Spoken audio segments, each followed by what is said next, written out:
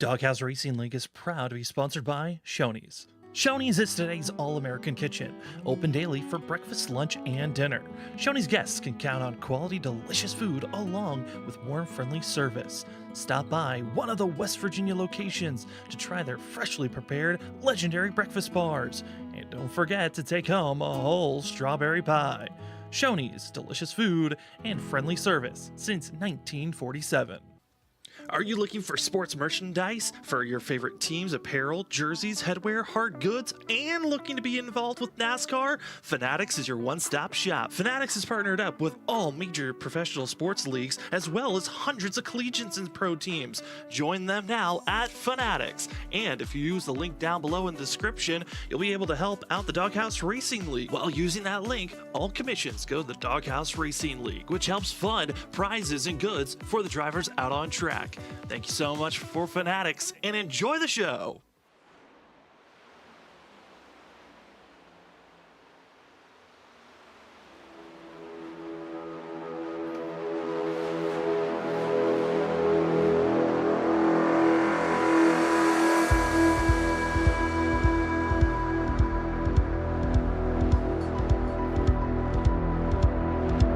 Welcome, ladies and gentlemen, to Freaky Fast Broadcasting on your Thursday night for the Shoney's Doghouse Cup Series.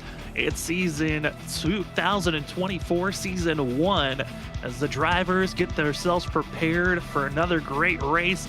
So far this season, we've had 3 different winners, but tonight we have a chance to maybe see a second-time winner as we take a look at tonight's race into the desert for the Blackjack 195 at Las Vegas.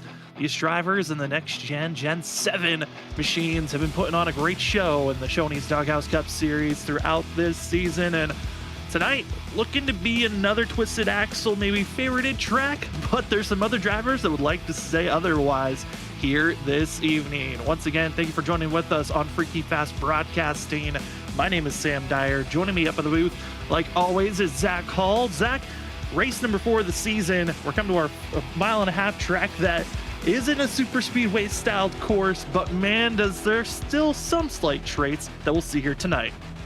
That we will, my friend. You know, this is definitely different than a super speedway, but them first 10 laps look pretty similar. We're going to be packed up pretty close to bumper action from the start. Then as those tires start to wear, we're going to spread out a little bit, and then you're going to start to see them slip and slide a bunch. I think a big thing we're going to see a lot tonight is sideways race cars. This Las Vegas Motor Speedway, especially in this next-gen Cup car, it seems with the latest updates in iRacing, the builds, how it works, the right rear tire really takes the most hurting around this racetrack and really becomes the tire that you struggle with for the majority of the night, causing primarily that loose sideways condition coming out of the corners. I mean, the weather's going to be a big issue. How do these drivers set up these cars? Again, Thursday night here for the Shoney's Doghouse Cup Series. These drivers run a open setup. So all these drivers come in with all the adjustments they would like to make before they get into this racetrack and on these cars. And also they can make adjustments while out there on track. We'll see what they want to do throughout tonight as we head down to trackside. These drivers are finishing up practice currently, still about 3 minutes and 45 seconds left in practice at this time. Currently, it's a 12 machine of Andrew St. Cyr top of the board with Kevin Thompson, 2 of the past winners of this track the last 2 seasons. And there's a lot of data on Las Vegas. This track in the past year, the Shoney's Doghouse Cup Series, has had very minimal cautions come out, Zach. I mean, the most that they've ever had during one race was 2, but a lot of those races were under the nighttime conditions. This is during the daytime, and the weather, I think, might be the biggest factor to watch out for here tonight.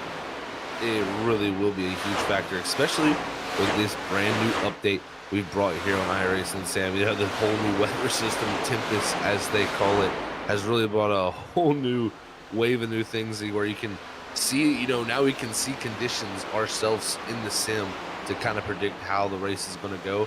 But pretty much from the forecast we're looking at, that ambient temperature is going to stick around about what it is right now. But I expect that track temperature at the moment, it's about 114. I can see that thing flirt with about 128, maybe 130 degrees once we get a little bit farther into this race with all these race cars on top of the track. I mean, you just talked about right before we went to track said how this track is going to be a handful, how sideways are going to be. I mean, there were just 2-3 previews of what we're expecting to see off the exit of turn 4. Exit of turn 2 could be an issue, and a lot of these drivers were talking about what they expected coming into this race. And surprisingly enough, you would think with a league that has minimal amount of cautions when you come to this type of a racetrack that there would be a pretty high confidence level of, you know, maybe we won't see a wreck happen early on. I'm hearing all drivers say this first lap or two, there's a chance we could be seeing an early caution pop up. Very, very likely. I know that this next gen car is brutal on cold tires, and really, I think the biggest reason it comes down to is the change with the generation of this car to that 18-inch rim and that low profile side rim of that tire. Just a much smaller sidewall on the tire, causing, you know, those low air pressure moments at the beginning of those runs. Cold tires, it just causes a little bit less, I guess, room to have those errors with that smaller sidewall. So it makes things happen that much quicker. So watch out on the restarts for sure. People are going to be definitely trying to get the grip as they go through. But after a few laps, I think the grip's going to be pretty high. And like you said, we could see similar to some super speedway style action where drivers are going to be almost bump drafting and utilizing really every lane to try to get to the lead. Trying to find that lead. There's going to be a lot of drivers out there on track. Currently, 38 drivers have registered for tonight's race. So we've seen newcomers pop in each and every week so far. But right now, again, 2 drivers to watch out for. The past 2 winners going to be Kevin Thompson and Andrew St. Cours. They are both wickedly fast here tonight. And as well, they've dominated both these last 2 races. Getting the pole, leading the most laps, and winning has been the combination the last 2 races. At the start of 2023, though, was Jonathan Jennings that found himself getting the pole award. But then they had a different winner come out during that race. We'll see if maybe we get some fun surprise, but the pole award has been important here at Las Vegas, getting up front, showing your speed. As Gary Clune going to be taking the top of the board here late with 30 seconds left in practice. These drivers here tonight also going to be the longest race that they've ever had here at this course of Las Vegas. 130 laps in total, only 3 sets of tires in pit road to work with, so they're going to have to try to work around the tires if we get a lot of cautions that somehow pop up, or it'll come down to strategy calls as we enter into qualifying. Zach, what are going to be the big factors that these drivers are looking for as we just finish up practice and head into qualifying?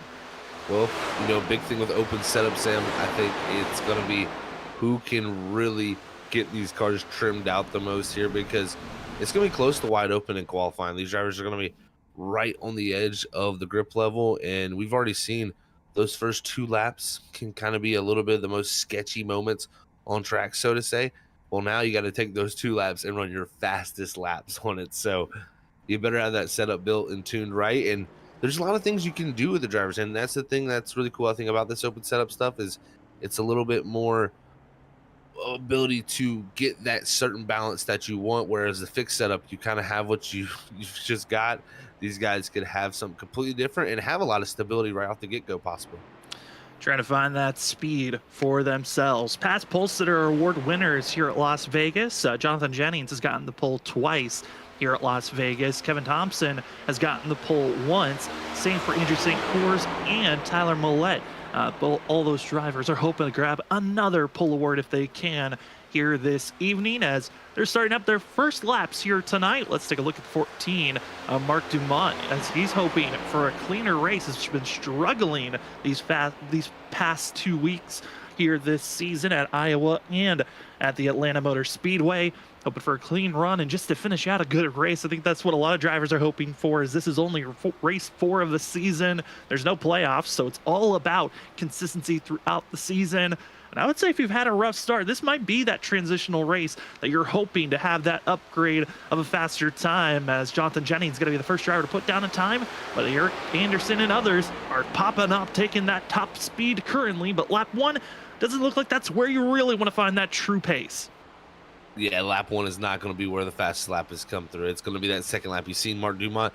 He ran the high side, surprisingly, on the second lap. I was going to say he ran the high side for the first lap to build up the speed, but decided to run the high side on 1 and 2. Here he's going to drop low for 3 and 4. We'll see what kind of pickup he has got, because others are picking up major amounts of time. Jonathan Jennings with a staggering 29.66. That's fast. That is a wicked speed by the 91, trying to go for his third pole here at Las Vegas as newcomer, and the 73 of Kyle Gert's going to be in that second place position currently, as Matthew Campbell, who had a very strong showing last week at the Atlanta Motor Speedway, his 81's hoping to continue to show that momentum and speed here this evening, as other drivers hoping to find some sneaky speed. Catching up to Jonathan Jennings was Andrew St. Cour, but he'll fall to second fastest currently. No one's been able to touch that 91 just yet, but there's a couple of other drivers still to watch out for, as Kevin Thompson's probably my next driver to watch out for in the 6 machine. Thompson's definitely going to be one with that twisted axle group. They've always shown a ton of speed, and with St. Cour right there in second, I'm expecting that 6 to be somewhere close, but still yet to come off a pit road for the 6. So Kevin Thompson maybe waiting for the last moment, maybe trying to catch a little bit cooler conditions. That's the thing about weather. You never know. You catch the right timing, and even wind can play a factor at a track such as this. So Jonathan Jennings, though, with that time, Sam, I'm telling you that I didn't expect to see a 6. It's 29.668 as Matthew Campbell going to move up to second in the 82. We move over to the 6 of Kevin Thompson. Got the pole last season, led the most laps, led 41 of 120, and won the last Las Vegas here in the 2023 season 3. Here for the 2024 season 1, Kevin Thompson has already gotten into victory lane, did so last week in dramatic fashion over Jamie Horn. Here tonight, hoping to have a big pickup. First lap going to be 17th fastest with a 30.090. Gonna need a massive pickup here as the 6 hits the backstretch, and hoping to keep the speed, momentum, and smoothness as they fall down into turn number 3, right on that white line, slowly building up out to the outside wall. Kevin Thompson looking quick, trying to beat a 29.668, and that's close. It's quick, and it's gonna be Kevin Thompson, top of the board, beating Jonathan Jennings by 47th 1,000th of a second. Wow. What a great job by the 6 machine to pull that off here in the last few moments, as we got 35 seconds to go as others are putting their times. It looks like Eric Warman will go 21st on the board, but Kevin Thompson with an amazing time, backing up what he's proved in the past here, Sam, to be a strong contender here at Las Vegas. So it just shows you the past is coming back to repeat itself. Kevin Thompson, a 2-time winner here at Las Vegas, led the most laps in one back in the 2022 season 1. Then, like we already have documented on last season's dominance, hoping to carry it forward into this season. As these drivers end qualifying, they're going to be entering a 5-minute warm-up period to give themselves some time to find their pit stall, as well as just get some last-minute practice in if they feel like they need to find that little bit of extra speed, and as well kind of gives us space to take a look at some other stats and graphics before we get into this race. Let's take a look at our standings coming into tonight.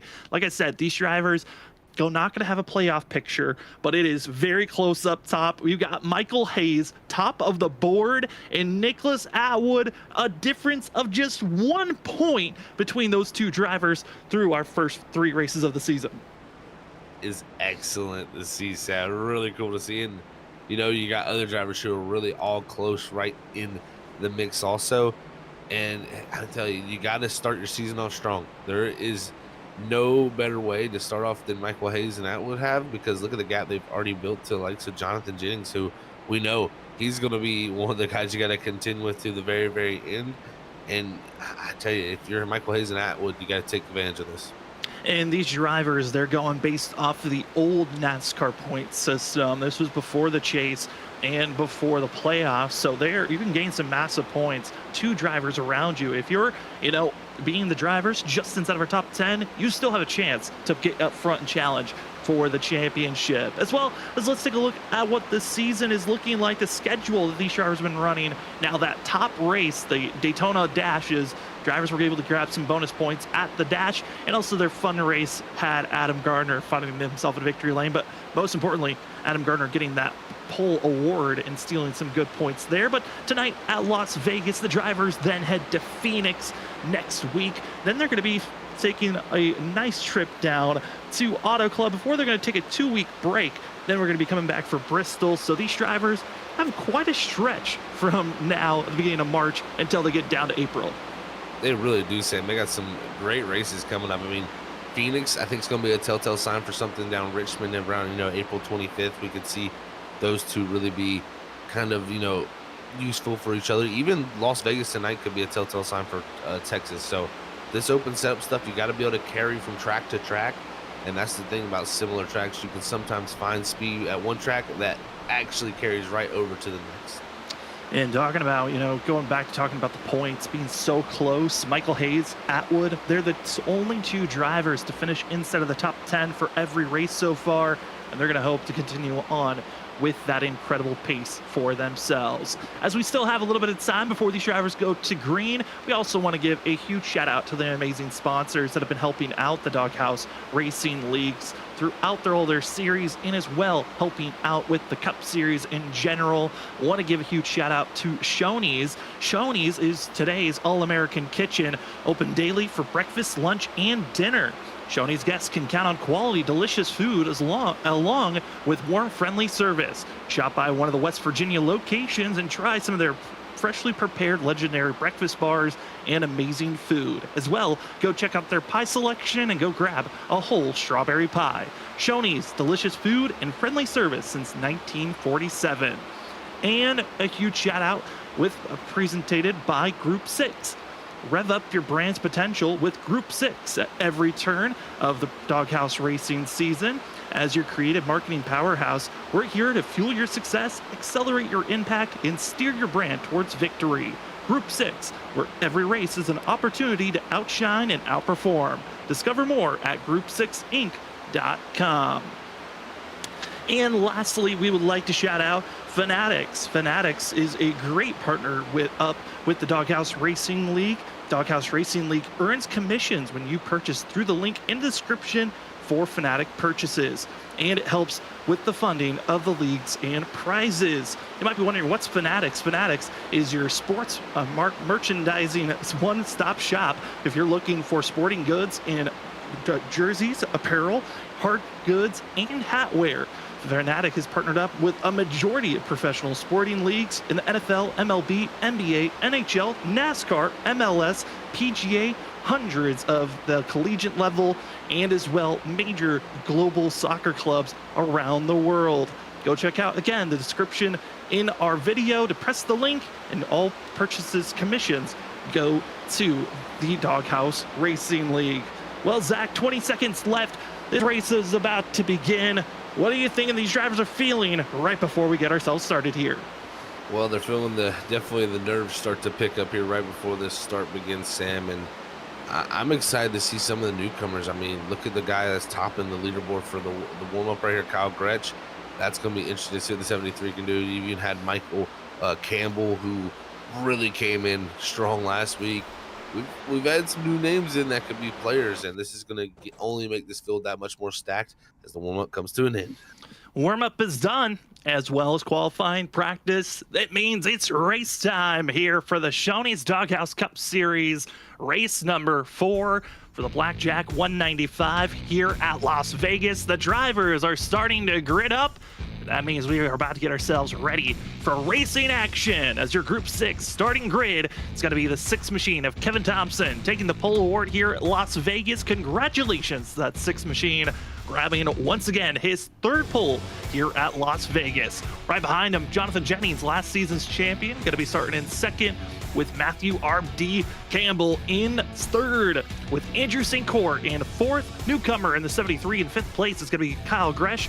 Watch out as the Rookie of the Year award winner from last season, Kyle Kloon, going to be in 6th. 7, we find Adam Gardner, our Daytona winner to start out this season. Currently our points leader in 8th, it's Michael Hayes in the 22. 9th was where we find Christopher Simon, as well as Tyler Millette down in 10th place.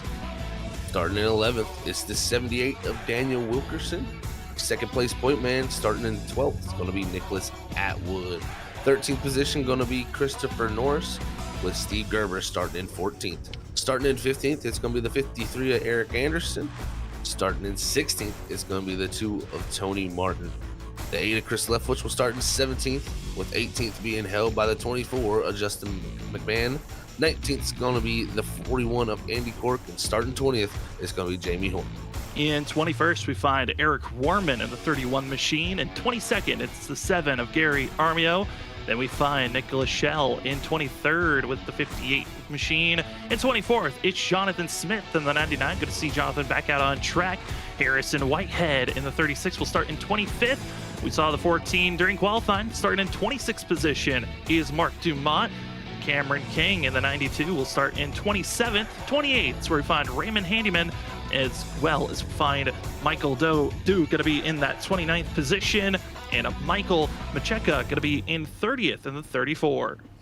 Starting 31st is the 17 of Richard Leclerc. 32nd is going to be the 55 of Ricky Hudgens. 33rd is going to be held by the 33 of Kevin Brown, with 34th position being the 81 of Chuck Cobb.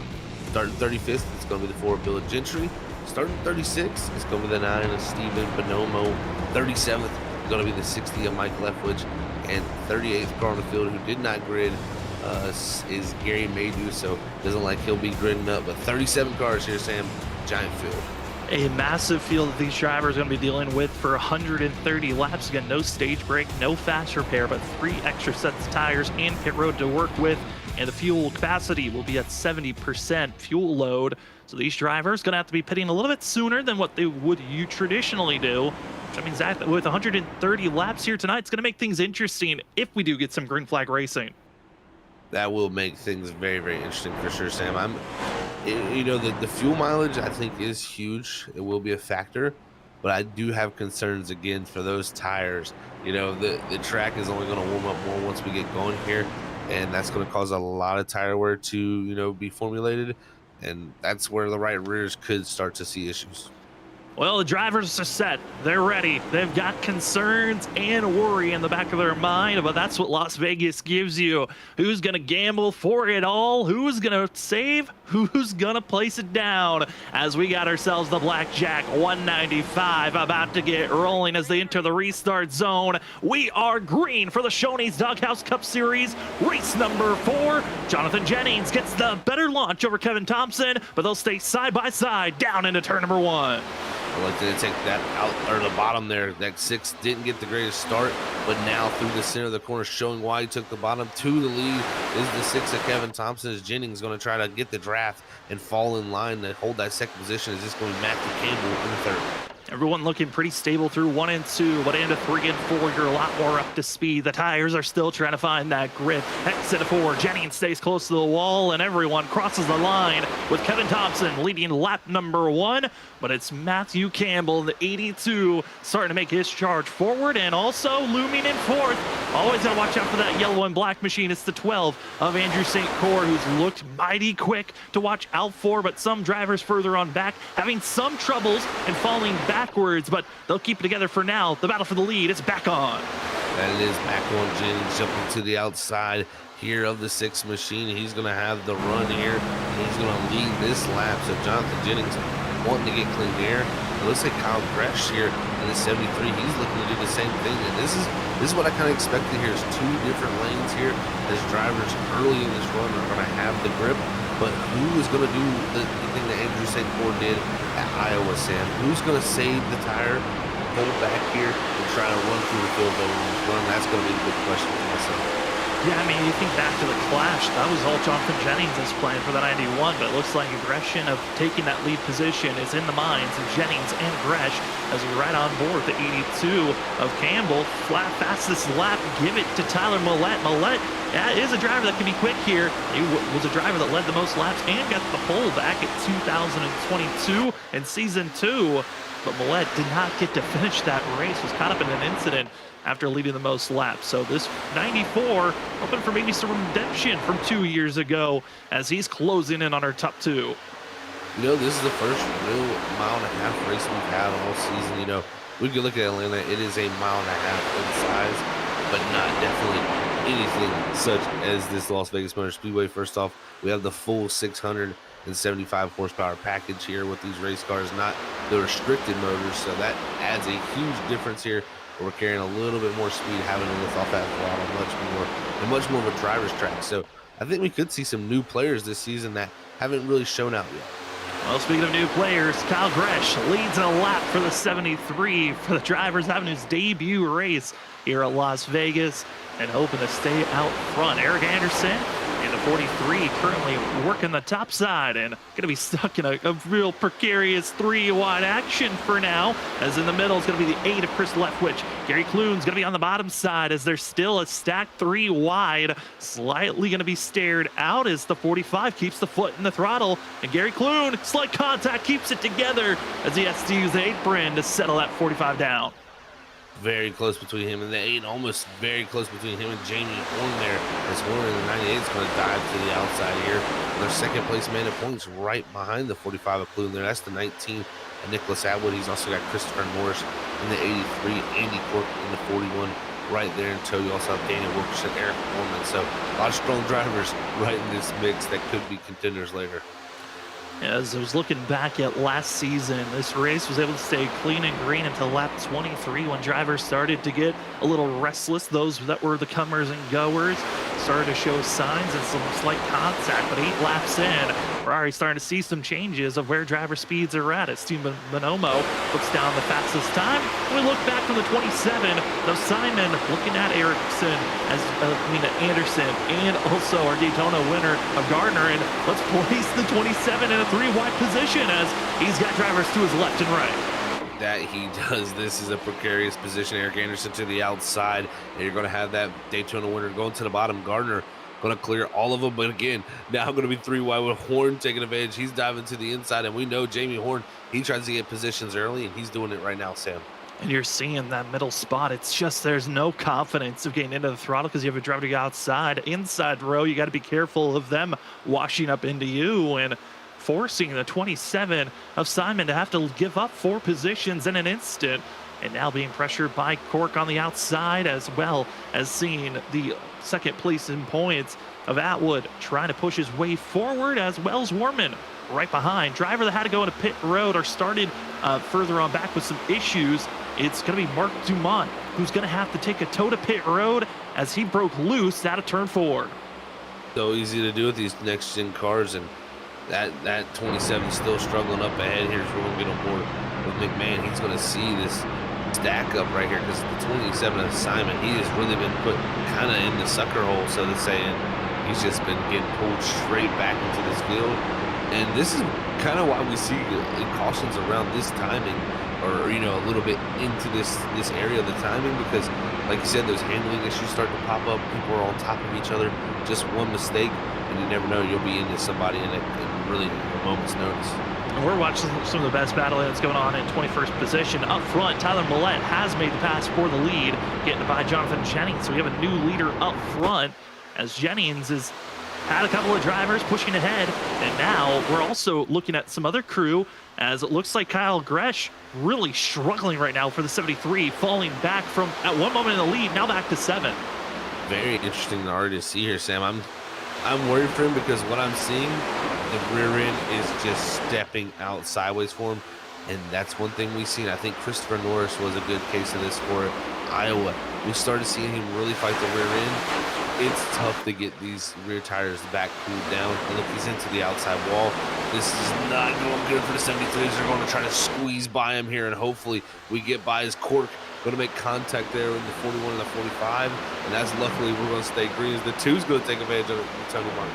Tony Martin putting the pressure, goes through the middle, and luckily not going to get caught with a slip up as Gresh continues to falter going backwards. At one moment felt like the biggest hero as the debut race was going great. Now just falling apart is going to be that 73 machine. Other drivers are struggling. That outside wall starting to claim more drivers off the exit turn 4, as it looks like Raymond Hanneman going to be now falling backwards to 30th position. At one moment it was inside of our top 20, and now going to be seeing the 38 struggling heavily now, as it brushing the wall once, and it's going up in smoke quickly.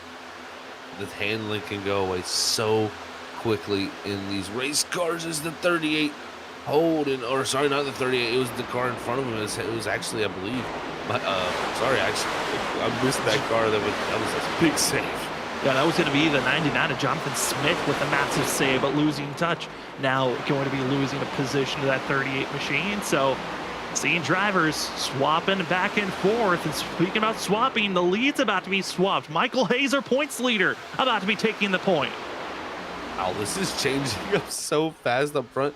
I didn't even notice Hayes was broken into the top 5 there.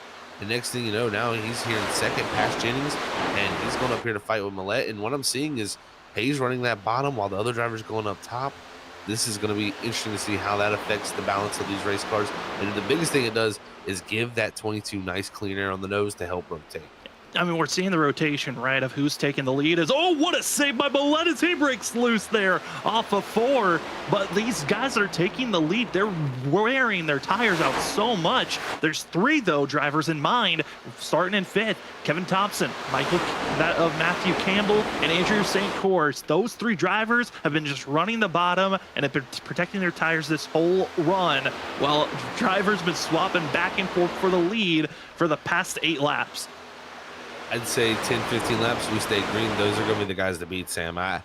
It's just tried and true. Run the bottom. Don't overheat your right side tires. You know, we've seen some of these guys going up to the top side here. Now, it can work. It can help the balance of the race car. But sometimes carrying that more speed up in that upward groove, it just overheats the right side tires that much more, which leads to almost just an increase of the balance issue that you had, you know, overall. So I think what the 6, the 12, it looks like the 82 is kind of doing a similar thing also. They're just riding here in line on this bottom line, not really fighting each other. I think they could be very strong, but we got others wrecking.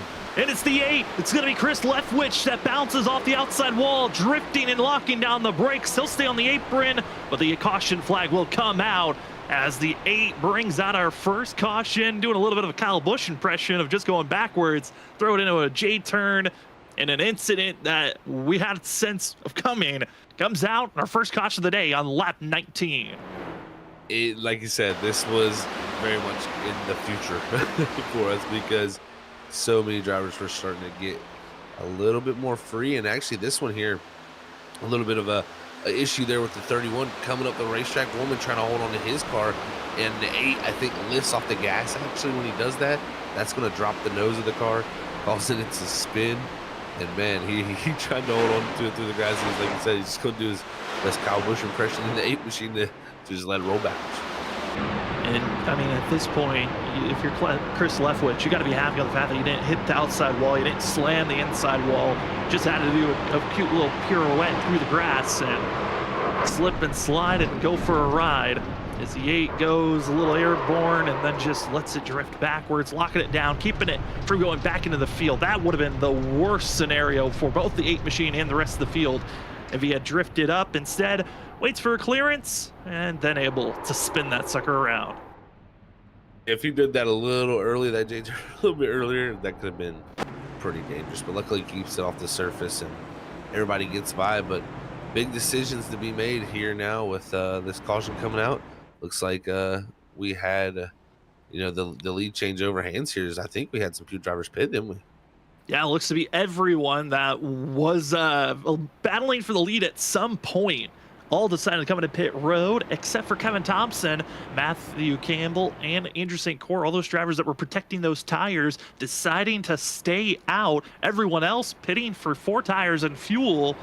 And so we're going to be left with just a total of 8 drivers not pitting. That's interesting that we're only seeing 8, but that is already showing 21 laps into this race. Big strategy call. These drivers only have a total of 3 sets of tires at pit road to work with, and using one so early on, kind of shocking to see, but 20 laps into a run, I feel like if you're losing grip and losing control of your vehicle, you need those tires now. That you do. And I mean, if you look at it too, the way this is here, we do have a 70% fuel load. I don't know if we're going to be able to make a 1-stop out of this, but they do, you know, if you use this set of tires, you now have 2 sets left. That's technically, if we do have to make this a 2-stop race, then you have the sets of tires still available, but it does kind of put you in a box. That's what the one thing I'd be concerned. But if we do go green, the drivers that stayed out, they're going to be putting themselves in a box because it's going to lose you so much time. But I do think, again, we're going to see that same loose condition trend follow us throughout the night. I think 20-30 laps still run, we're going to start to see guys have issues. Everyone trying to keep it underneath them as well as they can, as I want to give a shout out to the amazing fans that are watching and chatting in our broadcast currently right now. Walter cheering for Team Street Limits. You also have BMAC out there rooting for Andrew to have a great run here tonight, as well as we got some fans for Steven Bonomo and just hoping for a good race here tonight. Thank you to everyone that's watching with us here this evening as you're watching the Shoney's Doghouse Cup Series, race number 4 for the Blackjack 195 on Freaky Fast Broadcasting. My name's Sam Dyer. With me in the booth is Zach Hall. I also want to give a shout out to our producer, Robert Moyer Jr. The iRacing updates. The last couple of days have been kind of haywire for us on broadcasting sides, trying to make sure all of our coding matches up. But man, Zach, it's been a fun week of iRacing though, with all the amazing updates that have come around.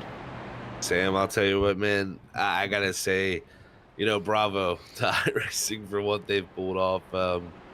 I don't know if many people have gotten the chance to try it or they're interested in rain racing, but if you haven't seen it yet, just go check out what they call the Tempest weather system. Just go on iRacing's official YouTube page, and they got plenty of stuff there that kind of breaks it down and just kind of shows how groundbreaking of a feature it is to bring to the simulator here. So super excited, and it's been a really good week. We've also had other good additions, and I'm excited for the future also of what's to come, with even this weather system and other things they've got in the pipeline. So it's just a good look to the future, and definitely a time for, if you're someone out there new looking to get into iRacing, it's definitely a great time to join.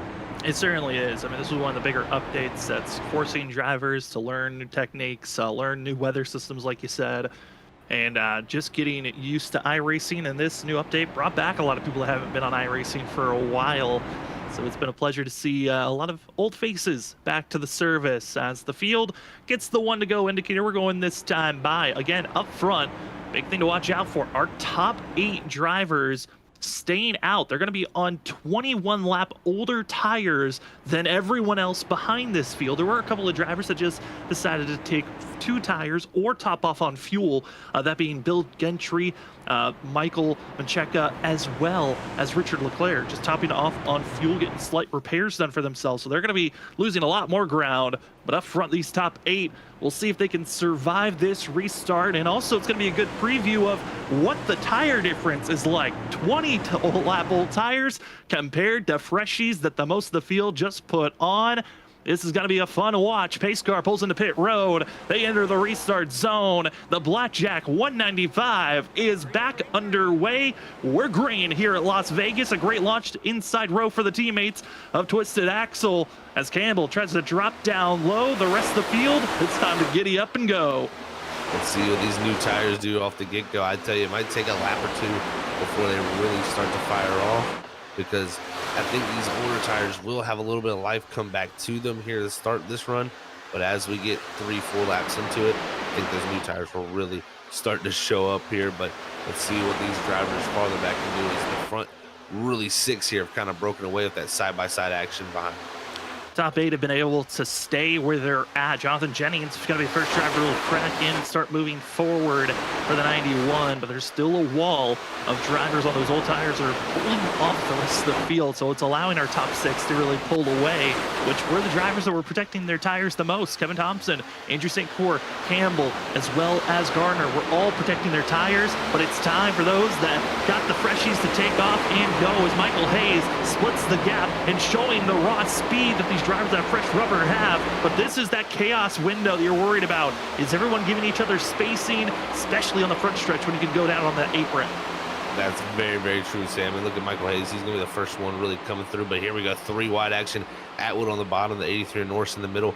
And you got the 2 of Tony Martin on top. Is now the 41 going to be flying by also. As you see, Atwood, first driver other than Snell. Him and the 58 of Snell are the 2 first drivers on old tires, and they've been falling back quickly as it's a madhouse up there around Millette. As Millette is trying his best to defend for every position possible, but they're going to be 3 wide behind, looking like a Christmas tree. Some brushing into the outside wall, trying to hold steady. It's going to be seeing Eric Anderson with a slight scrub. That 3rd lane is being used up a lot by the drivers that have better tires, as well as the middle groove. The inside row is where you expect those on older tires to stay. but everyone's trying their best to move forward and also protect their tires the best that they can while being aggressive. And Michael Hayes has already been caught by Jonathan Jennings, who Jennings looks to be very patient moving forward. Hey, man, I tell you what, it shows you the patience of a champion, and he's been here before. He doesn't ever let something get too, worked up, and that's how you become a champion. So showing a real good class here from him, and just slowly, methodically working their way forward as they've got Core, and now Hayes going to go to lead. Michael Hayes, fresher tires, works the outside row and back to the point right before the yellow flag came out. The 22 in a comfortable spot. Jonathan Jennings following in suit as well as seeing Tyler Millette sticking to the high side. You can see all those drivers, fresh rubber, they're following each other in line as they continue to ride high, using up their tires maybe a little bit more, as Andrew St. Gorgeous gets to watch the field drive on by, cross his fingers that he doesn't get caught up in someone else's mess. I think this is so impressive from that 12 machine, just to hang on as well as he's done. Same for the Canadians too. Matthew Campbell, those two have been the best when it comes to hanging on to these older tires. It just shows you if we do get a long run later and we're on even tires with these drivers, they may be two of the best to beat. As the 31 of Eric Warman, Christopher Norris going to be near one another. Is batting for 5th place currently. Warman had to spend a little bit of extra time getting repairs done after slight contact with the wall, as well as slight contact with himself in the 8th right up first caution of the day. Christopher Norris trying to have a recovery run after a very strong showing the first half of the Iowa race 2 weeks ago. Then it kind of fell apart for the 83 machine here tonight, trying to push forward. And another driver that we can call a surprising run, the 2, Tony Martin, probably one of his best starts to a race so far. That it definitely is. Look at Martin up here flying on the new tires, going to the outside of Warman, going to go look to the outside of Jennings with the speed he's carrying. He is not worried about the tires. He wants to go up here and get some clean air. And Martin continues to rip the top, trying to move forward. How do you catch up to the drivers around you? Well, he is proving it right now. It is go time for the 2 machine. It's trying to make the pass for 4th place over Eric Warman is Martin, and Martin's going to have the momentum, the spacing, and that's going to be a great pass for the 2. But those tires, once again, it's going to be the conversation of the night. How much is it worth it working that outside row at this current time? I've already seen him start to get loose a few times, Sam, so I don't know how worth it's going to be. I think they're going to have to watch out for that, too, as the run goes on. But here comes Cork. He's caught up to the back of this group, too, along with Eric Anderson. And just see her running this outer groove. Just some drivers, feel more comfortable. And, again, open setup. You can build that car to be good up there. Build the package for the high speed, low speed compressions, and all the bumps and rebounds to make it ride good in that specific part of the track. Though, not surprised to see a few guys just kind of stuck up there. Maybe that's what they plan for all week long. Taking it easy, trying to continue moving forward as Cork continues to stay in line. And with these front runners, a lot of single file racing in the corners, expecting drivers to split off, try to get some fresh air on the nose, help them turn through the corners. Drivers, though, that are still in quite a mess. They're moving from around 17th on back. They are still very close on top of one another. And this is where we find the 55 Ricky, as well as Kevin Thompson, and those that are on the older tires are falling to the clutches of this group. And this is that danger zone that I'm kind of getting worried about, of this cluster of drivers that are still stacked 2 by 2 with one another. That it is. I'll tell you what, you got some drivers who are trying to come through aggressively with those tires, while others are on those old tires still. And it's just catching, I think, some guys off guard when they catch these guys at such a rapid rate, so to say. We're right on board with the 9 machine here, Stephen Bonomo, as he looks at this gaggle of cars we've got here for this group. And look at the handling issues there. Oh, man, the 73 of Kyle Brash again showing that car after a few laps, man, it just falls away. I mean, it is a quick car that 73's got for those first 8 laps, but after that, it just fights back in the handling of Kyle Gratchu. Now is going to fall to 29th position. Going to need maybe a little bit more help, as we got some Stephen Bonomo fans out there in the chat. The 9 trying to make forward, get by some of these drivers on older tires as the 9 moves up. Getting by Adam Gardner, slotting himself into 26, now aiming to try to go for 25th position. He's got Whitehead right in front of him, as well as some other drivers on older tires, such as Nicholas Atwood, Kevin Thompson, Cameron King, trying to find their way forward as these drivers continue to have their own bickers and fights with one another. Drivers that are still around that 4th, 5th, 6th, 7th position, they're starting to close in on one another, and it looks to be issues for the 2 of Martin as he brushes the wall for a quick second. Excuse me, that's actually going to be the 17 of Richard Leclerc in front of this group that had a quick scare. Leclerc there too, man. That was a huge moment for him there in front of that group, and that almost caused some major issues, along with him being a little bit, right there, off the pace. But the 2 had a giant, loose condition off of 4. And so I said, I think this 2 kind of running that outside line super hard and carrying that much speed. As you see farther back, another driver getting sideways. It's just, as the run goes on, the right rear just falls away. That's going to be the 10 of Steve Gerber. That's going to be having a big slip up as he came off of turn 4 for the 10 machine. Just was carrying too much speed and trying to yank that car off the outside wall and almost went into the grass. And these drivers, that fresh tires made them feel like Superman for a second, and maybe the big picture drifted away because some of these drivers' handlings are drifting away quickly. But again, this is around that time that we were seeing drivers during that first stint start to see their major handling problems show up. Exactly, Sam. You took the words right out of my mouth, man. It's literally right around that same timing. And if we were to get, say, a caution here in the next few laps from that condition, that puts all these drivers in such a bad situation when it comes to tire strategy. All the drivers who stayed out, they're going to look like geniuses, while the rest of the field's going to be pretty much questioning whether they should take that second set of tires they have there in that pit box. Tough calls could be made if a caution flag is woven. Otherwise, if we stay green, those that decided to pit are going to be the ones that look like geniuses. We're 41 laps in the book. Currently, still Michael Hayes up front. Ever since he got the lead, he's been staying very consistent. But this great battle for 4th place is Justin McMahon, who's been just slowly, methodically finding his way moving forward, and now has a chance to try to get by this 31. Well, never mind about slowly, methodically. Just had a great save. Was that 24? Big moment there, and that is so tough, folks. I'm telling you, the next-gen car does not like to step sideways. When it does, it is an instant reaction that it takes to save it, and McMahon there with the quick hands and reflexes is able to pull that back off and try to recenter himself now to go back and attack for that 4th position. That sometimes it takes a few laps just to get ready for that. As now we drop back here, and it looks like the 98 here battle with Danny Wilkerson, the 2 of Tony Martin right here stacked up, along with Christopher Norris a little loose off the exit of 4. There's that group of drivers, some that pushed a little bit too aggressively, starting to fall back, like Tony Martin. Those that have been saving their stuff are starting to move forward, such as Wilkerson, Jamie Horn, trying to flip this page and start to move forward, as well as that 83 Christopher Norris. The handling is falling apart as we are 22 laps into this run for these drivers on the new tires up front. And also a new face that we haven't really talked about here tonight so far, Kevin Brown in 33, having a great run for himself. Qualified only back in 33rd position. Our biggest mover right now is that yellow 33 machine.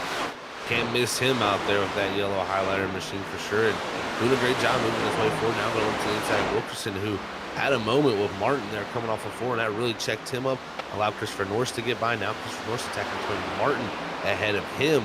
But it seems like 3 and 4 are kind of the separator, Sam. 1 and 2, everybody's car seems to get through well, but off of 4, if you're a little bit too loose, it's just hard to keep that speed. It's give up, throw it on the outside wall, or overcorrect, and hope that there's no one underneath you. There is a very hard difference there. Unless you have the handling perfect, you can just cruise your way through. Because right now we're seeing the 33 of Brown trying to slot his way forward and still get in front of Steve Gerber and trying to see an opening to get by Thompson, Norris, as well as Horn, who's up front. Wilkerson continues to just find positionings where to go, and talking about the heat of these tires as the 2 and the 3rd and the 83 get close there off the exit of 4. But the tires, Zach, I mean, each lap that we see these drivers have that slight wiggle off before, we know it's just going to get worse and worse on the tire wear. That it will. It really will, Sam. It only builds up heat, and that's your worst enemy in this tire. You know, with this tire model lately in iRacing, it seems like heat is the #1 enemy and not mostly the tire wear. It's all about building up that heat. If you build up too much, it just turns that tire into a pretty much liquid on the surface of the track, and that is so tough to hang on to. Is, oh man, behind there, Gerber right there pulling down in front of Kevin Brown. That was close. And you got even Armio coming into this picture in the 7. He's flying right now. Armio and Hanneman are just cruising. They're running about 2 to 4 tenths faster than everyone that's in this kind of cluster that we've been watching for the last couple of laps. And they are on the movement to get going forward, but 7 wanting to protect his tires as much as possible, as moving up, trying to go for that pass, but into the wall. That's that squeezing action that you're nervous about. And Armio went from a hero to 0 in a quick moment, as he'll now have to reset and try to tackle going forward. Also, update for the drivers that decided to not pit under a first caution back at lap 413 of this race. They are all now pitting on this lap, so gonna be going a lap down, and they need this race to continue to stay green. You're exactly right, Sam. They need the pit cycle to cycle completely through, and with about how many laps they did there, they're going to need another about 15, maybe 20 laps before these drivers all have to pit also. So they got, like you said, hope for that full cycle, or they'll be maybe in major trouble. Looking at some other drivers throughout the field. Here's the 81 of Chuck Cobb, who's kind of in no man's land currently, about to be passing all the drivers that just had their pit stops. You see all those drivers leaving pit road, as the 81's kind of struggling on the outside lane. Also, the 60 machine of Mike Leftwich, who had a very struggle start to this race, fell directly to the end of the line. Right now, the 60 machine is just continuing to try to just hold on and find some handling. It continues to struggle here this evening. Here's Bill Gentry, a driver that's actually won at this racetrack all the way back in 2021 in the fall race. Found himself in victory lane. So it's been a while since this 4 was in victory lane here at Las Vegas, but that was back in the past. A lot of these newcomers have really stolen that speed and staying up front. That it has. And right here we're looking at the first car lap down to 34, Michael Makaka, as the 34 has been a little bit here off the pace, Sam, and he's been kind of dropping back. He's always going to get up into the outside walls. He's right here in the middle of that group that's from 10th going back. Gets into the wall and gonna have to, luckily, keeps pretty decent speed. That could have been disastrous for the likes of Handyman, who is on the outside. And they're gonna be continuing to stay side by side. Slight contact of the 38 into the 34. And Michael Manchaka gonna be staying to the outside lane and lets that group go on by and just dumps it into the outside wall. That handling is completely done and dusted. It is praying for a caution flag. Is this 34 right now, as to being the first car lap down would get back on the lead lap with a lucky dog call, but needing some major help at this current time. Definitely would need some major help here. As now we check out our 3rd place runner here, Jonathan Jennings. He looks like he's starting to run down these top 2 here and been the quickest car on the racetrack the last few laps. Looks like methodical is paying off here, Sam. Jennings starting to close the gap. Jonathan Jennings is closing in, and for Jennings, still looking for that first ever Las Vegas win. This 91 has practically won almost every racetrack that the Doghouse Racing League has raced at. And right now, going to be putting up a challenge to our front 2, which Michael Hayes has been the dominant driver up front for the past 20 to 30 laps, and now having the first time pressure by Tyler Millette. But for how long will Millette be able to hold off the pressure from Jonathan Jennings, as our top 3 all within 3/10 of one another? Very close lap times as Jennings continues to close it down just that little bit. But here we go off of 2. Millette looked to the inside, didn't have the run he needed. It's going to be Hayes holding off now, as he is our point leader coming into tonight, having another fantastic run, as Millette's going to look to the inside of this 22. But again, that outside, it's tough to make a pass when that 22 has just got good drive up off the corner. Now look at the 91, going to try to take advantage of the 94 run in the bottom. Now Jennings to the outside of the 94. Jennings willing to use the outside lane, has been preferring this outside row, as Adam Gardner puts down the fastest lap, a 30.055 for the 56 machine, who again is still a lap down, trying to unlap themselves currently as we watch the battle for the lead. These 3 drivers all for that lead position, as Jonathan Jennings stays high. Tyler Millette hoping for a mistake, and Hayes continues to look in the mirror where to defend or block, as well as getting by Leclerc, who stays low. That's the pick I think the 22 needed, because it forced the 91 to back off on their pace, but they're going to be a stack 3 wide for a quick second, and Hayes keeps the throttle down, and the 22 keeps the lead at this moment. Look at the racecraft from the 91. He had the run through the center, could have really forced the issue there, made it possibly 3 wide. he lifts because I think he knows he's got the grip. He's got the car right now. No reason to risk it. Let's recenter yourself and try to go at it from here. But the problem for them is they got some new tires right behind them. Also, as Gardner's flying through, this is going to be an interesting moment. Adam Gardner driving with frustration, caught with a speeding penalty when had to come into pit road, so had to stay for an extra lap. Currently unlapping themselves to be 2 laps down is Adam Gardner, blitzing his way by. That's why he put down the fastest lap. When you got a driver driving that's mad, they usually don't care about their tires, and they are just sending it as Jonathan Jennings back to the point and gonna keep the lead for now, leading that lap as Michael Hayes tries to fight back on the outside.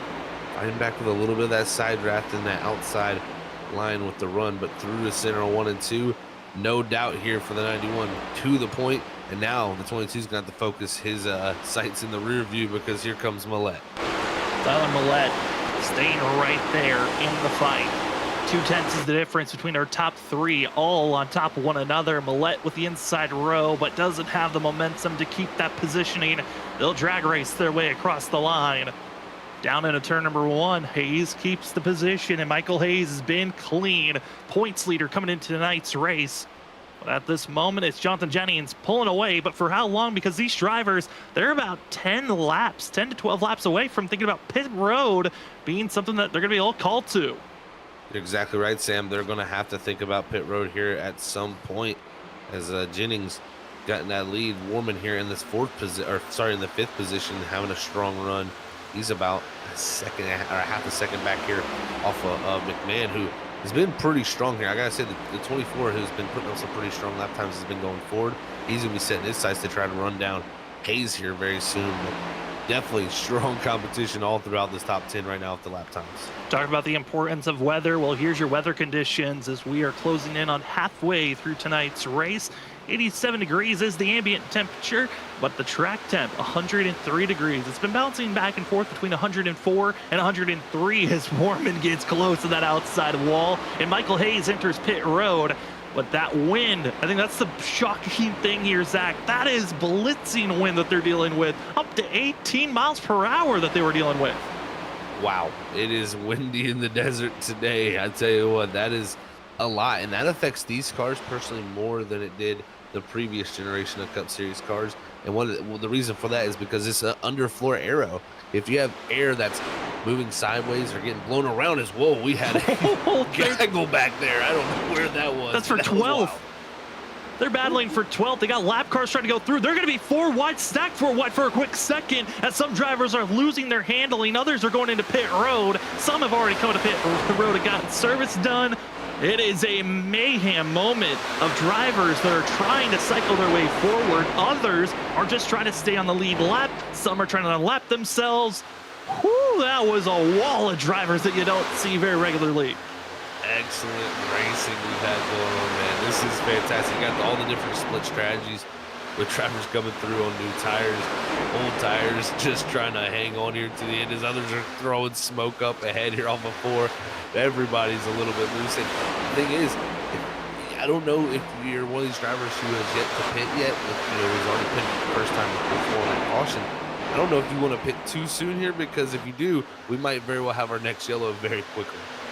I mean, I'm looking at drivers that have done the undercut pit stop, pitting earlier, that being the 22 on Michael Hayes. He's still not the first driver 1 lap down, but he's about to be the first driver 1 lap down.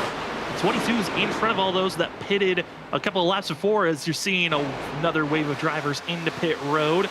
It's going to be seeing Eric Anderson, Gerber, and I believe that's Ricky in the 55 Monster Machine into pit road to get service done, and a lot more drivers calling it's pit road time, as there's about 7 that just said over the radio they're coming in this go-around. It's getting busy for sure, Sam. I think a lot of drivers right at the edge of that window of their fuel, because we got to remember also we had caution laps to help the other drivers get to the distance they did. So it's looking like 44, 45 laps is about what we're going to see on the fuel tanks here tonight. And that makes it a little bit more interesting, because we're not going to be able to make that one stop, so to say. These drivers are still going to have to make another pit stop, and everybody who's pitting here to get that second set of tires, they're only going to have one set left after this.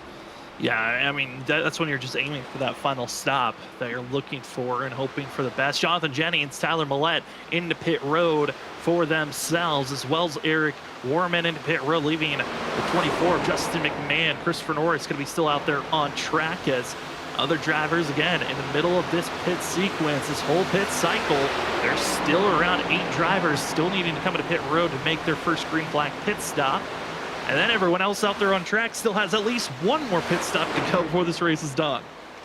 And they do, and this could make things very, very interesting if, again, anything happens. They'll really throw off this sequence of events here. As you can see, the difference on tires here looks like Hanneman looks like he's going to bring it down in that 38 machine from that 5th position, along with, I believe, Jonathan Smith is coming in.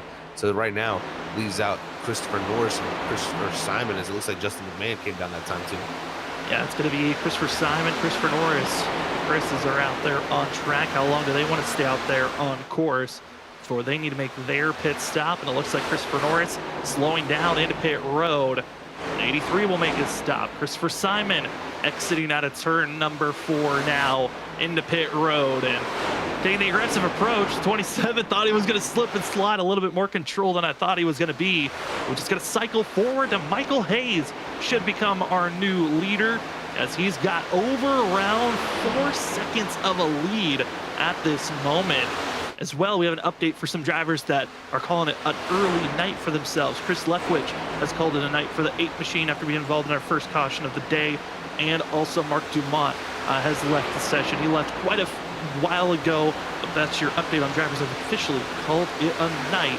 As Michael Hayes, Campbell, Jennings, St. Core, and Tyler Millette going to be your top 5 currently as they cycle their way through. You're watching the Shoney's Doghouse Cup Series. We're going to take our first commercial break of the night as we are crossed over to the second half of the race. There's your top 5 right now as they were coming to the end of pit road. As we get ourselves ready for racing action in the second half, it's going to be the Blackjack 195 as we head to our first commercial break. We'll be back right after this.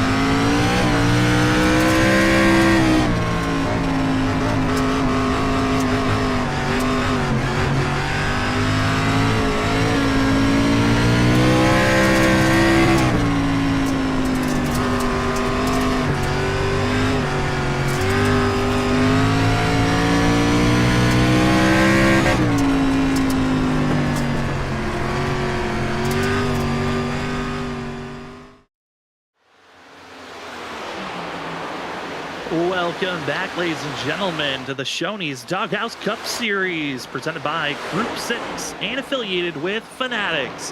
Thank you so much for joining with us here on Freaky Fast Broadcasting. My name is Sam Dyer. Joining me up in the booth is Zach Hall and Robert Moyer Jr. running productions in the background. Tonight's race, the Blackjack 195, fourth race of the season, and it's all Michael Hayes up front. Our points leader coming in tonight by 1 point over Nicholas Atwood. The 22 has been in cruise control. He's had a couple of fights here and there, but going with a different call currently right now. A lot of drivers going with different pitch strategies. As we had our first caution back at lap 12, it really changed things up on how the field wanted to tackle these positions. Some drivers went with pit stops. A different group decided to stay out. And now we're in the middle of green flag pit stop cycle just concluding. And Zach, with all the different strategies, Michael Hayes probably has one of the more aggressive strategy calls. And Andrew St. Core that we're right on board with, one of those calls that might be missing out on a victory here tonight. It very well could, and I think the Twisted Axle group had very good pace when it came to the race cars. Just an unfortunate pit call that they've made, and a gamble they made to save that extra set of tires that's thrown them for a loop. But again, at any point we get a caution here, and if they can at least see the cycle go through like it has now, they won't be in a terrible position. So anything is still possible, but definitely they're going to need some type of help, I think, from yellow flags to get back in a better position for them. Well, speaking of yellow flag, we almost had one just about a half a lap ago. Adam Garner spinning out on the front stretch, but there was no oncoming traffic, so we stay clean and green for now. That's what that huge puff of smoke was, and we're going to take a replay of what almost brought out a yellow flag here, just happening moments ago. Adam Garner, who was pushing these tires aggressively since he was in pit road 28 laps ago, goes for a spin, but then he locks it down right on the racetrack. No oncoming traffic, so we stay green. Wow, he did a good job of getting it off the track by just gassing it up right there and getting it off the surface, because if not, I think we see the yellow flag come out, and just really, really good sportsmanship from him to do that. And wouldn't be surprised if we see him come down to pit road soon, but if I'm looking at it correctly, he's continued on and trying to limp that 56 round with those hurt tires. He's 2 laps down. He needs a caution, but has to make sure he's not that caution as these drivers continue to race on. As here's the 50 machine of Michael, who runs currently in 26th position. Second car a lap down. The first one is Steven Manomo, who's just a half a second ahead of the 50 machine. So there's the battle for who's going to be the first driver 1 lap down, and the battle for the lucky dog spot. A couple of different positioning battles that are happening right now. Steven Manomo, not the strongest run that he was hoping for here this evening, but at least keeping the 9 machine underneath him and pointing in the right direction. That's sometimes the best thing to do, with especially a track like Las Vegas. We've seen tonight, point in the right direction, not the easiest of conditions to always have. So great job by everybody out there who's kept their cars somewhat in a clean piece so far. As we check back up to this group, looks like Hanneman here in the 38 trying to make some moves. This is around the 20th position with Jonathan Smith right directly ahead of him as they went by to lap Richard Leclerc. Richard Handyman trying to find his way to go forward, but Zach, what'd you see? Handyman really loose off of 4 there. I mean, almost wrecking, but hey, another great save from these guys. Hey, you'll take the save whenever you can get it. Right now, that's what the 38 is aiming for. Driver that's 12th in points and kind of in that window of we need to start stepping it up to get back into the fight if we want to go for a championship run, as 38 machine continues to try to go forward, currently at 21st position right now. Jonathan Smith, the driver that we saw earlier in the race, I would say about 40 laps ago, with a wicked slide and save, currently in 20th on the lead lap. And you'll take this for the 99 machine, but again, a part of that group that's kind of wishing there'd be a caution flag to come out, might be able to reset and have a chance to fight for a better position. Definitely, I think a lot of these guys are going to be in that positioning, Sam, of wanting to see that. As it looks like behind this group, Simon is coming into the picture in the 27. He's going to try to make the pass on Hanneman, and he pitted about a lap later than this group, so a little bit fresher tires than 27, being able to use to his advantage. But right now, kind of strung out, but I tell you what, Jennings up front in the second position, him and Millette closing in ever so slightly to that 22. They'll soon be there at some point. And right when we were under commercial break, I was kind of throwing it out to Zach on the fact this is keeping to the trends that this league has done here at Las Vegas in the past. This series has been known to either have no cautions, one caution, or at most two. Low caution counts are known here at Las Vegas. Here tonight, we've only had one caution. It was that early caution flag that came out. Everyone's kind of settled down since then. But there is a lot of thoughts of maybe if we do get that second caution, it might be around that lap 100 marker that if you prefer to have it, if you're these drivers that still have just one set waiting in pit road. You're exactly right. And they also want to see that Koopman stayed out pit too. Also, that puts them in a much better position than if that grid comes down, because then they'll all have one set of tires left. It's just, you don't want to be taking your last set of tires and then see that yellow flag come out 4 or 3 laps later. Because then you're pretty much, your hand is dealt. You're going to have to ride it out there from the end. If someone else has the advantage, they'll be using one of you as we ride on board here for 24, trying to close his gap down as he's about 4 seconds back from that top 3. So just having a great night in this 24. And not a bad spot, especially on, for Justin McMahon, one of the drivers that decided to hit one of the latest spots. So taking it easy for the 24 and having those fresher tires right now, just settling in a spot where just slowly incrementing, taking those positions and points as much as, seconds as much as possible is Justin McMahon. Christopher Norris, another one of those drivers that's taking it easy back in 7. But another driver we have lost here tonight, Bill Gentry, has pulled it into the garage. That's leaving us with a total of 34 drivers out on track, but only a total of 24 on the lead lap. And there's a couple that are over the radio having a frustrated time, it seems like, as they're just trying to survive. It's 55 of Ricky as well as the 60 of Mike Leftwich that are struggling right now.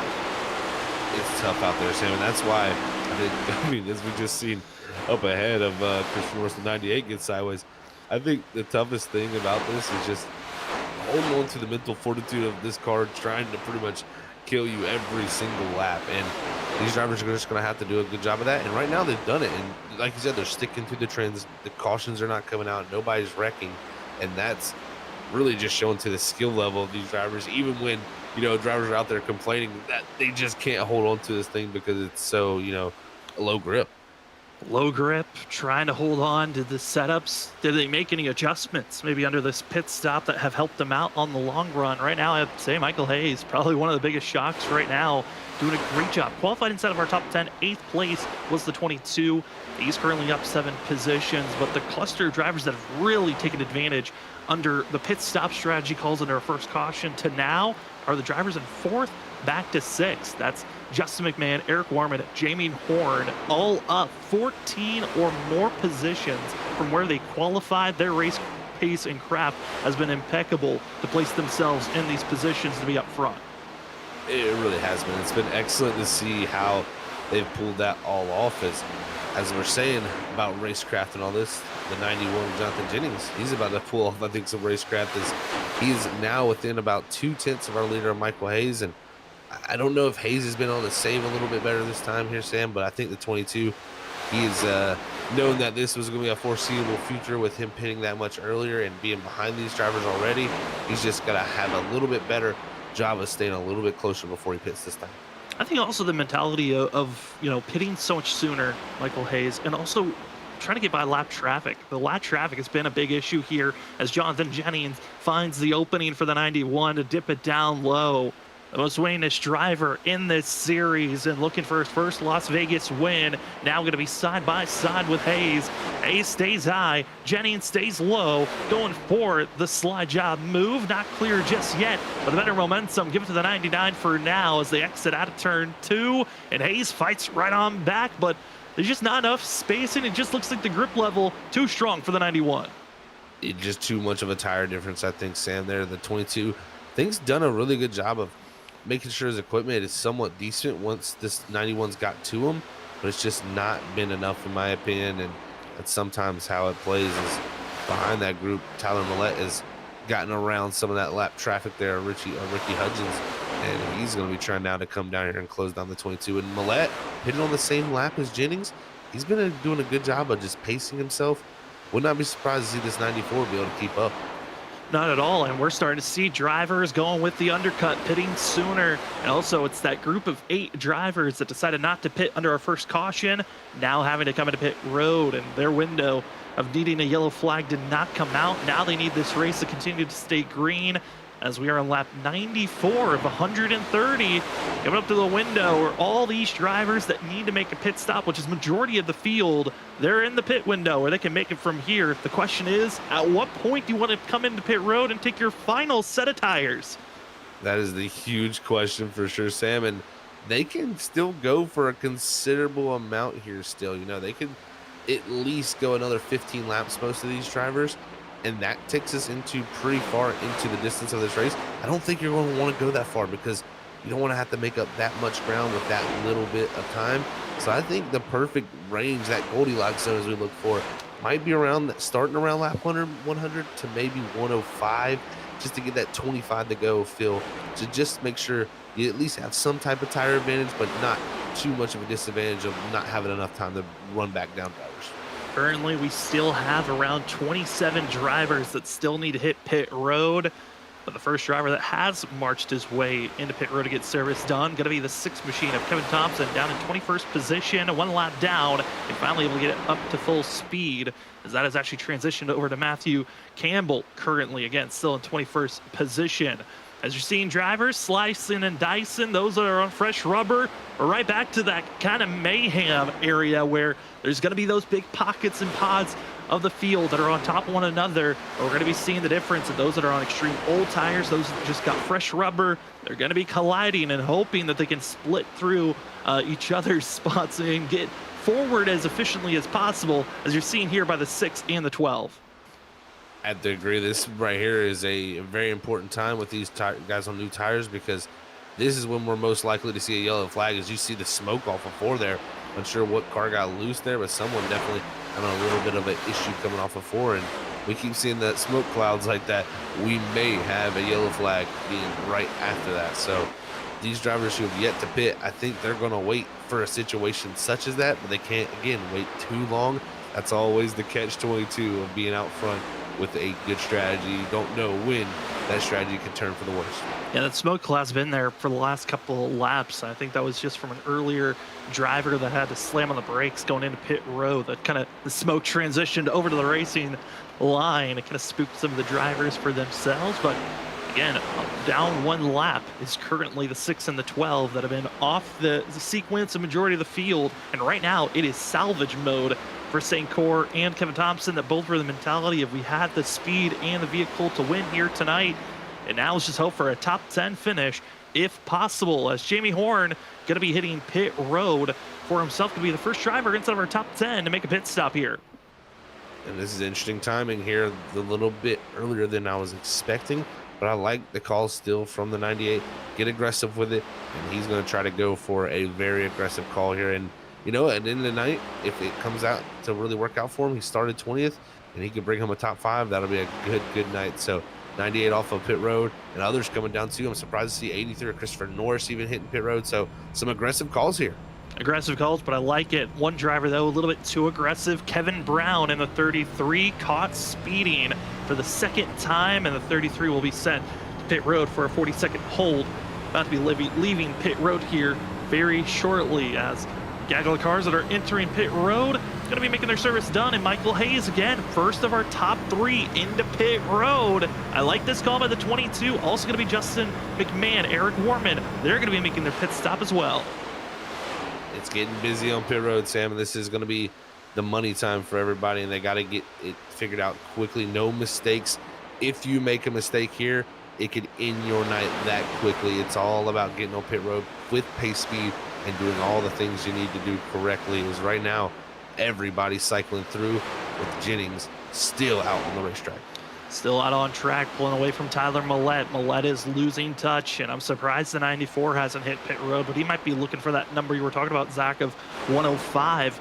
Could be that number that a lot of these drivers up front are thinking about, is more drivers enter pit road, going to get service done. Eric Warman, as well as Christopher Norris, Simon, all leaving their boxes and getting back out on track.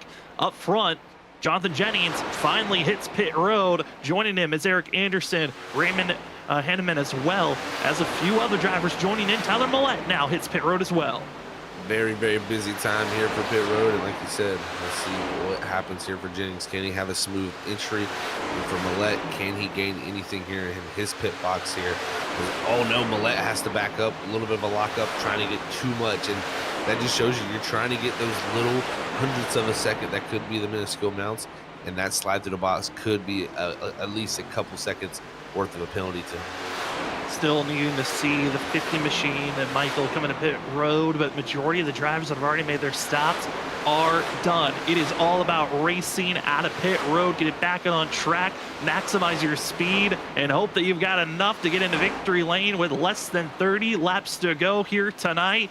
This field knows it's crunch time. Only one caution here tonight. It's all been about strategy calls. Those that decided to use the set of tires early on have been gifted so far, but all those drivers don't have an extra set in pit road to work with. So if we get a late caution, there's about 8 drivers waiting in the wings with an extra set of tires, but they need a yellow quickly as Jonathan Jennings, Michael Hayes battle for the lead, and Hayes was not able to take that lead position. Jennings keeps the lead, and with 2 lap fresher tires, the 91 is in peak performance to go to victory lane. You are right about that, Sam. When I seen the exit he had off of pit road, that right there is demoralizing when it comes to someone like the 22 or someone like Tyler Millette, who came down 7/10 of a second behind him.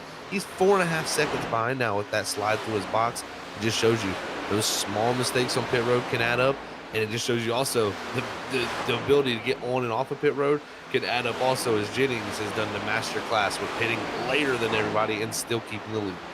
Couple of battles that are going on track currently. St. Cor trying to stay ahead of some lap traffic, as Whitehead and Doe going to be our last drivers to hit pit road, getting their service done. We're going to be left with a total of 21 drivers on the lead lap at this time. But for Tyler Millette in 3rd place, that slide through his box has now gifted Justin McMahon a chance to be on that back bumper. And speaking of him, he just put down the fastest lap of the race, running down and on the back bumper of Tyler Millette for 3rd. Wow, it shows you how much everybody's pushing right here, and McMahon knows this could be for podium positions here. And I tell you what, the 2 lap difference on tires, it could come back to hurt McMahon here if he tries to go and use too much of this tire to get past him. But I tell you what, the 24 knows that if you can get in front of him, at least it'll give him that dirty air and give him that advantage trying to decide in the future. Trying to give a slight advantage. Oh, that other battle we were watching was between Andrew St. Cor and Matthew Campbell, as all these drivers battling for 3rd back to around 9th, all within 5 seconds of one another. But those groups are pretty close to one another, keeping the battles close. It's got to keep things interesting, because with close battles on top of one another, that late race caution still looms. If someone makes a mistake, with it being for some just a 30-lap dash, you're pushing the car a lot more aggressive. But we've seen the slipping and sliding when they're about 16 to 18 laps into a run. That's when the handling falls away, and that's going to be around 10 laps to go here tonight. The thing I think is most interesting about this part of the run is literally the best lap time marker has been flashing each and every time for me, for drivers. And I think that just shows how much harder everybody's pushing.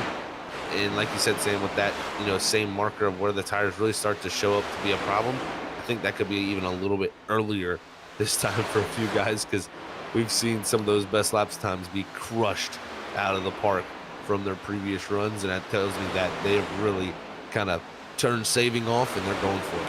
Well, I think another factor that might be helping that out, weather. If we can take a look at the weather conditions, the track temp has cooled off. It was around 104 when the race started. It's now down to 100. The wind is still fluctuating back and forth from 10 miles per hour to almost 20, but the track conditions of it being down to 100, seeing that slowly creep down, is also enabling these drivers to put down faster lap times. Exactly, it has. This track is definitely gripped up a ton, so I'm not surprised to see even that speed pickup from that too, Sam. So that's definitely interesting to see, and it's just one of those things where this weather is really cool to see how it's dynamically changed. And we started the session earlier tonight at 120 degree track temp. Now we're down to 100, so that's a 20 degree track temp change. It just shows you how much things can change from practice all the way to the end of the checkered flag. Ebbing and flowing all around. The group, though, that's starting to really close in on one another, the battle for fifth. There is a group that's on top of one another, and going to be seeing Christopher Norris, one of the drivers that's really pushing his way forward in 8th place. Just got by Jamie Horn, now trying to set up to get by the 6th of Kevin Thompson in front of him for 7th. And also within reaching distance with 19 laps to go, could be 6th place if Norris can giddy up and go. But right now, Jonathan Jennings keeping steady, a 1-second lead for the lead. This group that's from about, like I said, 4th to around 7th, there's still movement that can be made to see who can try to crack into the top 5. There definitely can. I think Christopher Norris, if anything, his aim here, he's got to try to aim for that top 5 because he's got drivers on all older tires in front of him. The concern for him could be that 98 behind or Eric Warman, but he's definitely got to focus forward here and try to get around this 6 as quick as possible as he jumps to the outside quarter panel here coming off of 2. Trying to make as quick and efficient passes as possible with 18 laps to go. This is go time, but like I said, a lot of these drivers going to be in that danger zone of how do they protect their tires in the next 8 laps. That's when we've seen a lot of these drivers start to get that crazy looseness off the exit of turn 4. So we'll keep our eyes out in these next 7 laps as this race progresses forward, coming to the end stages. Still, it's Jonathan Jennings up front. Seeing Gary Clune right now battling just inside of our top 20 for the 45. This is another great cluster of drivers. This is all for positioning while having the leader right down their throats trying to get by them. That is a tough position to be in for sure, Sam. These drivers all want to stay on the lead lap because they know if a caution comes out, they could very well still fight for much better positioning. But if they do go a lap down here, they at least want to stay on that lucky dog position. So if you're Clune, you want to try to follow the leader through. But I think it's going to be hard to follow that 91 through. He's so fast. And right now with his 1-second gap, he's just got to be smart here, Sam. He cannot get himself into this mix because it's getting mixy in front of him. It is getting dangerous and in a troublesome spot quickly if you're not keeping your head on a swivel. Again, this is one of the longest Las Vegas races that Shoney's Doghouse Cup Series has ran. The previous longest race was 120 laps last season. The last 2 seasons it's been like this, but this is 130, that extra 10 laps. If these drivers have not been focused enough, they need to start hitting that mark because we're 5 laps from those extra little bit of miles. That could be the torture for the end of this race as, oh boy, there's the slip up by the, gonna be the 99 of Jonathan Smith right in front of our leader. Big slip up, and that's not what Jennings wants to see. He wants to see clear racetrack. He does not want to be anywhere near this. It is so close to happening on the outside. There were Kevin Brown and Christopher Simon, and Jennings is saying, thank God that's in my mirror. Getting by as they both are bobsledding their way forward using the outside wall. Andy Cork's now going to be trying to move his way forward, getting by Cameron King as they still have the leader behind them. Smith sees an opportunity to go on by. These are drivers battling just outside of our top 15 and having our leader of Jonathan Jennings in the mix, kind of pushing along the 99 of Jonathan Smith as they're getting by lap traffic.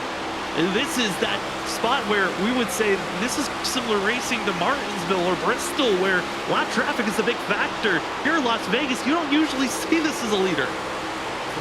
Right through the middle, Jennings had to do there.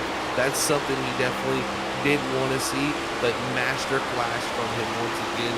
Did the excellent job getting on and off the pit road with the strategy there, and also the racecraft he's just showing tonight, the ability to lift, to really show patience.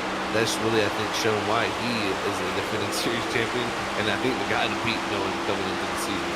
Jonathan Jennings, winner of Iowa 2 weeks ago, trying to become the first driver to be a 2-time winner this season.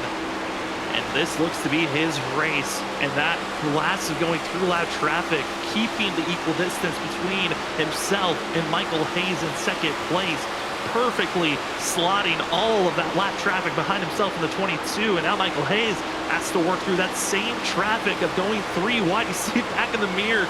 22 is that driver that's now having to force the issue, and he's losing major time because of those big moves.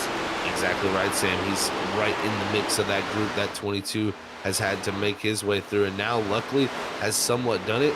And Millette, who's actually only 2.3 back, he'll be going 3 wide on the bottom here, getting by this traffic. So it just shows you this traffic is affecting every single driver out there, and Millette getting affected by it a ton right now. and trying to get by Raymond Hinneman, who's going to be on the outside, and Hinneman's trying to stay out there in that street limits machine as Millette able to make the pass. Also, other battles that are happening. Talk about how Christopher Norris, his idea and charge was to try to go for a top 5 finish. He's now within 3/10 of 5th place on Andrew St. Cours. As we're 10 laps to go here tonight, the gap now is built up to 1.5 seconds between 1st and 2nd place. As Jonathan Jennings continues to put these laps away, crossing his fingers that we stay clean and green, but they are still lots of big pockets of groups and pods, you could say, that are right on top of one another, where just a simple mistake could bring out that yellow. It very well could be that simple. And I tell you what, that battle there, that Christian Norris and them were heating up. This one's heating up also. Kevin Thompson putting the pressure on Matthew Campbell here, and also running quicker than Jamie Horn here now, who has the fresher tires in this group. So they're catching back up, and it just shows you the strength of these cars right here. These guys would have been very strong on the long run because they have older tires, and they're starting to come back around on a few of the drivers ahead. Yeah, the major what-ifs for St. Cours, Campbell, and Thompson are going to be furious throughout this week of if we had gotten the pit strategy right. But instead of trying to save that extra set, we gambled it like the rest of the field. Maybe we could have been in a fight for a win here tonight. Instead, they're fighting and clawing to make sure that they stay inside of the top 10 or even grab a couple of more positions, as Campbell right on Horn's back bumper. 7 laps to go for this group. And for Jamie Horn, he's trying to defend as well as he could, coming off his 2nd place finish last week at Atlanta. Jamie Horn now just trying to make sure he stays as far up in this field as possible. You know, we call this lane blocking here. You want to air block him, throw that dirty air on him. Horn did it, but it was the 82 who had the grip, and he was able to pull out of that draft trail in the corner and get the good run off the corner. So great job by Campbell, who had a moment there where Kevin Thompson was pressuring him. And now he kind of turned up the whip a little bit to try to get away from him, so he passes Horn, but here comes Horn fighting back in the track. Horn fights back, gives a tap on the injury of the corner, and that's going to get both drivers out of shape and give an opportunity for Kevin Thompson behind this group to try to go underneath Horn and Thompson. That one bump gives the opportunity for the 6 to stay side by side as they drag race into turn 3. This is some great racing here. Is now the 6 of Thompson going to clear. Can Horn get back to the throttle, though he cannot. He's got to lift a little bit.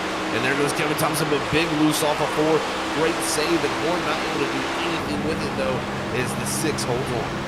There just wasn't enough spacing with the 6 to dive down, keep your foot in the throttle, and trust that your car is going to stay stable. Instead, has to back out and keep on trucking along. And speaking of trucking along, that's what the 91 has done. The gap is now up to 2.6 seconds. Continues to grow lap after lap. The most consistent and fastest driver on track is the 91 of Jonathan Jennings with 4 laps to go. And each lap car just gets out of the way as quickly as they can, knowing this 91 is marching for another win.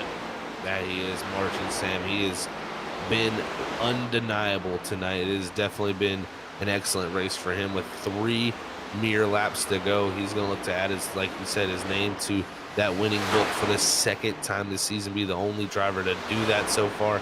And I think that'll be quite the statement to have, because he's just been on top of business tonight and has not really faltered one bit. And again, showing why he's the defending champion, folks.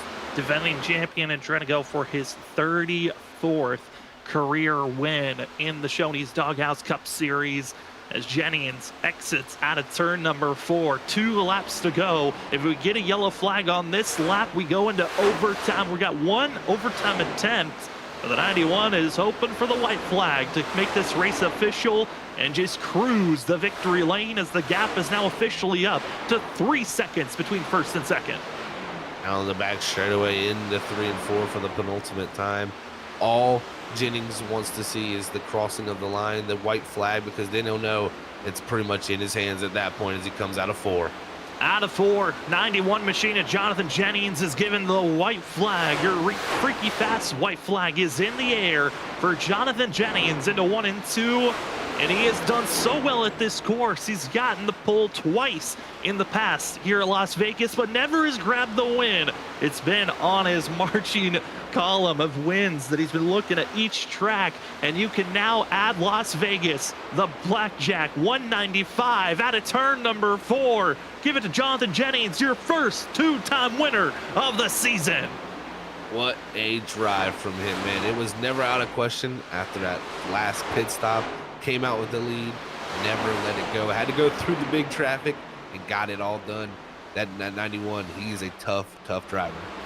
In the battle for 5th place, Andrew St. Cours will keep 5th place position, and Kevin Thompson will not be able to hold off for 7th place. That will go to Matthew Campbell, but victory lane is going to be showering with the 91 of Jonathan Jennings, the driver that is always a threat when you come to each and every track, and here tonight finally could say that he's a Las Vegas winner. Congratulations to Jonathan Jennings in the 91 machine, as he's going to have some fun burning it down. Rest of the field heads to pit road. Congratulations to Jennings. When we come back, we'll talk to our top 3 and a spotlight driver right after this.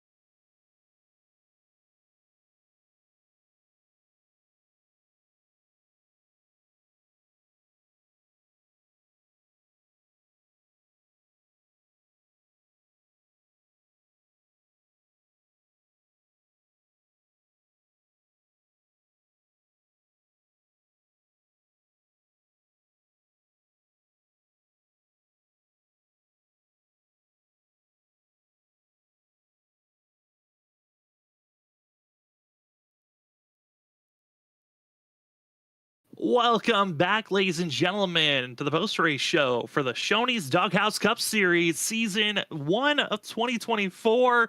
Race number 4 is in the books as we go to victory lane, and we get to talk to our race winner for the Blackjack 195, Jonathan Jennings in the 91, and Sam and Zach up in the booth. Congratulations on this win. Man, how are you feeling after this one here tonight? Pretty good. I'm normally on the losing end of this one. Las Vegas hasn't been too good to me, and it's hard to beat the Andrew and Kevin Thompson here. Definitely some stiff competition out there, Jonathan, man, but getting your second win of the season, first driver to do that this season. So first off, congrats on that, man. But coming down to the end, you had the excellent pit stop, came out with the lead. I'm sure you were definitely ecstatic with that and happy to be in that position. But take us through that wild traffic that you had to go through. That had to be a nerve-wracking moment. Yeah, well, the race had to be like the last 10 laps, right? Yeah, I unfortunately had to take it 3 wide because I knew Hayes was coming. I had to try to get some clean air. I mean, absolutely. It makes sense why you had to go for that gutsy call. Jonathan, like Zach said, you're the first driver to get 2 wins this season. We got a couple of quick tracks coming up of going to Phoenix, Auto Club, and then we have a 2-week break before we head to Bristol. What's your thoughts on this upcoming couple of races, and what's the confidence level there? I'm more comfortable at the 1 mile or under tracks, but I've come to learn to love the 2 mile tracks too. But I'm not real sure after the update this threw us for a little bit of a loop. Well, we're excited to see how yourself and the rest of the drivers adapt to the iRacing updates that just came out this week. But before we let you go, Jonathan, the floor is now yours for any shout-outs. You guys for the broadcast, Daniel for putting all this stuff together each week, and the sponsors of the league, Shoney's, Group 6, Fanatic, and Simpson's Design Shop. Well, and I forgot what was the other one? The Garage. Well, sorry for cutting you off there, Jonathan. Congratulations on your win, and good luck next week at Phoenix. Thank you. As we move from victory lane, we go down to second place, where we bring in the 22 machine of Michael Hayes. Michael, it's Sam and Zach up in the booth. Congratulations on a second place finish. You came into tonight as the points leader by 1 point. Another solid race here tonight. I think you're going to be having a little bit of a bigger gap to work with heading into next week. Yeah, fun race. Definitely a fun race for you guys up front, Michael. I mean, it looked like you had the amazing short run speed, but as the run went on, it seemed like Jennings kind of found that longer bit of run speed. Was that kind of built into the setup, or do you think that was more down to the driving style? Well, I think it was more down to the driving style, to be honest, because I don't know. It was tough. I don't know. Like a long run, like I felt pretty good, but for some reason, like he's had that it almost seemed like he had that extra horsepower in the middle of the turns. It's like I couldn't keep up with him. I don't know. The setup felt really good, but I just didn't have quite enough speed to keep up with him. Yeah, I mean, Jonathan Jennings looked on a completely different level, but you still were very strong here tonight, Michael. We're heading towards a couple of short tracks at Phoenix and Bristol, and then we have Auto Club split in the middle of them. What's your thoughts on these next 3 tracks that are coming up? Yeah, I just did a practice session at Phoenix just to try it, and man, that's gonna be a tricky track. There's a lot of shifting that goes on at that track. So yeah, it's definitely a unique set of tracks coming up. So it's gonna be tough. Should be fun though. And we're excited to see how you guys adapt to those courses. But before we officially let you go, the floor is now yours for any shout-outs. Yeah, shout out to my buddy Tyler for spotting me tonight and crew chief, and he did an amazing job. Shout out to Doghouse for these races. This race was a blast tonight. Only 1 caution. That's pretty fantastic. And then yeah, shout out to you guys for broadcasting it, because I'm definitely gonna want to go back and see this one, because this was a fun one. I mean, you guys put on a great show for us to call. Congratulations, Michael, on your second place finish here tonight. Enjoy it, and good luck next week at Phoenix. All right, thank you guys. Have a good night. That's going to be your second place finisher of the 22 of Michael Hayes. Congratulations. As we move down to third place, I know we've had a couple people in the chat cheering on the 94. We have Tyler Millette with us. Tyler, congratulations. You're going to be grabbing a third place finish here tonight. How are you feeling after your run here this evening?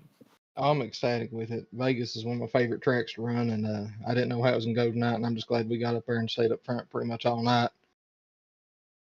Definitely a great run for you, Tyler, man. I mean, what do you think it is about Vegas that really suits your style? Because it definitely seemed like from the past, you performed well here, and it continued on tonight.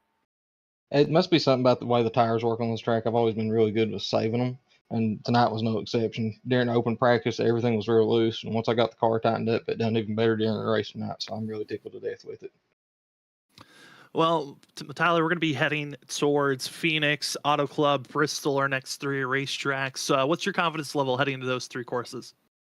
I'm pretty good with it. I like Phoenix and Auto Club as well. Bristol's hit or miss with me. It just depends on how I qualify and run the race. But I'm really looking forward to the other 2. We're excited to see how you're going to perform as well. But before we let you go, the floor is now yours for any shout-outs. Yeah, I'd like to thank Daniel for putting on the league, mom, dad for watching, my fiance for supporting me, friends, families, coworkers. They all tune in and watch this, and I couldn't do it without them. Elite Southern, Loud Pedal Racing, all those guys. I couldn't do this at all or be where I'm at without them. And then thanks to you all for putting on the show that you do. Well, thanks for giving us a show to call. That will be the 94 machine at Tyler Millette coming away with a 3rd place finish here tonight. Congratulations. Enjoy it, and good luck next week at Phoenix. Thank you. As we move from 3rd place, we got on to 7th. Talked to one of the newcomers. But a strong race last week. Wasn't able to get the finish that he was hoping for. But tonight, still a strong performance. It's going to be Matthew Campbell with us. Matthew, it's Sam and Zach up in the booth. Congratulations on 7th. I saw the strategy didn't really line up that yourself and your teammates were kind of hoping for. But how are you feeling coming away with a 7th place finish? You know, typically I think I'd probably say I'm happy with it, but because we gambled so early and then I don't know 110 laps green or whatever it ended up being there, it's a little disappointing that it didn't work out in our favor. But honestly, coming home with a P7, this is only my 2nd race in the league. You know, it felt great running up there. Man, this one feels like it got away from us a little bit. You know, Jonathan was fantastic and fast, so it would have been fun at the end there. But you know, that's the way she goes sometimes. Definitely is, Matthew, man. Congrats on the great run, and the team definitely showed a lot of speed. Even though the strategy didn't work out, the speed definitely was there for you guys. And you know, we're heading off to Phoenix next week. I mean, how do you feel about, you know, getting to, you know, another short track on the schedule? It's just something a little different than tonight for sure.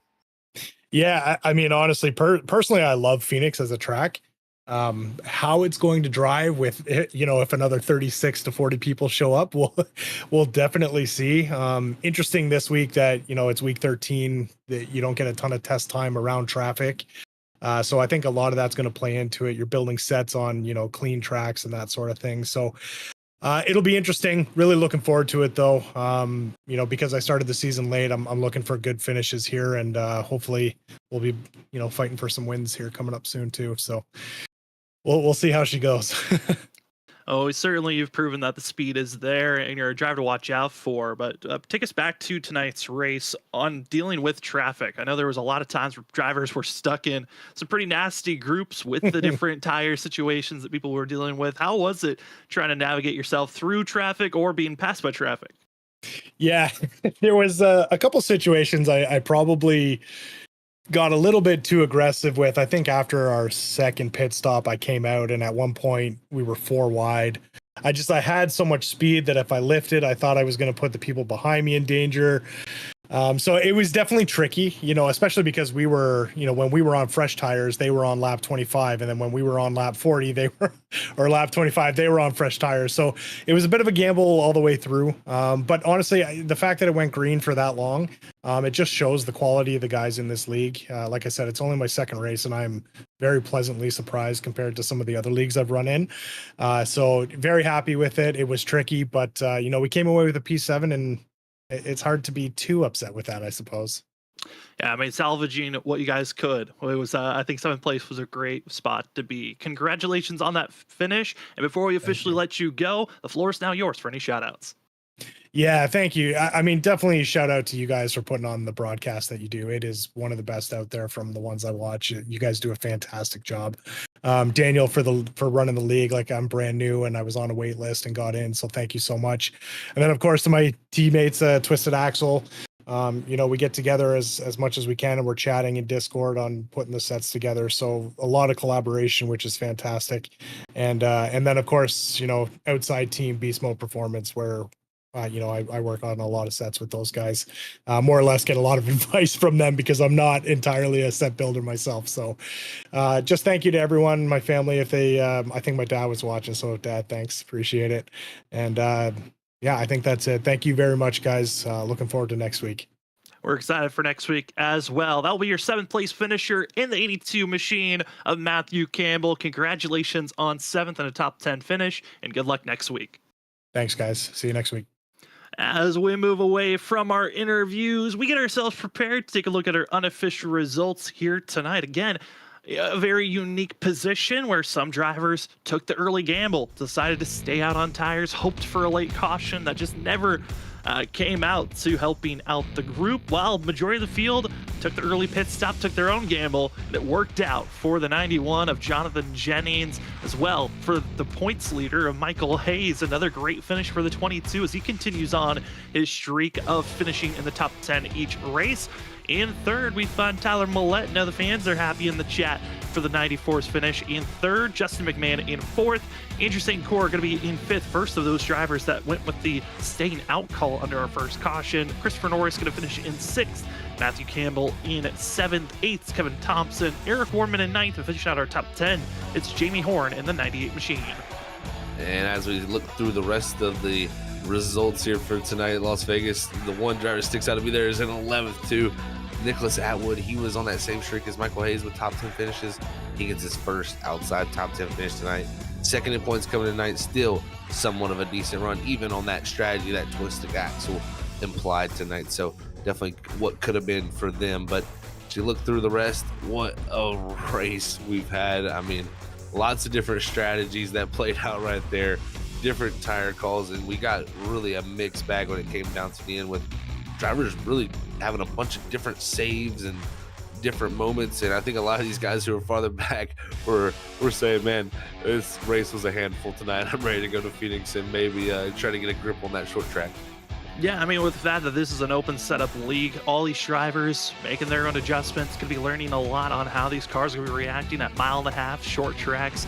Next week, going to be a tough one, like we heard, Phoenix. There's going to be a lot of shifting.